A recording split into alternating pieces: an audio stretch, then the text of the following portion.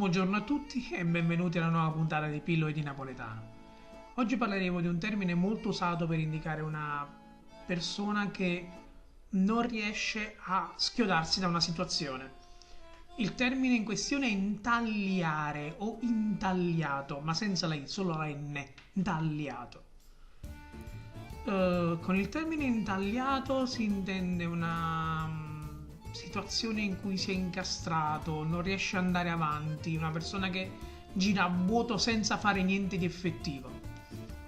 Il termine deriva dall'italiano antico aliare, muovere le ali, aleggiare, come classico quello per esempio degli aianti o degli uccelli, con un reiterativo davanti che è NT, che è un rafforzativo del concetto.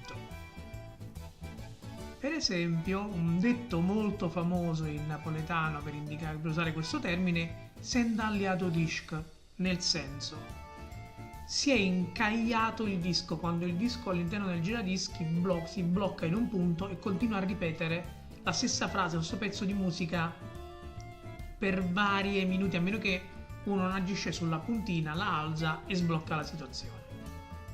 Si intende con questa locuzione quando una persona continua a parlare sempre dello stesso argomento, anche se cerca di portarla via per altre strade, lei niente, continua a parlare sempre dello stesso argomento e non c'è modo di schiodarla da là. Detto questo, io vi saluto, vi ringrazio per l'attenzione, vi rimando a una prossima puntata di Pillole di Napoletano e, come si dice sempre a Napoli, ciao brem!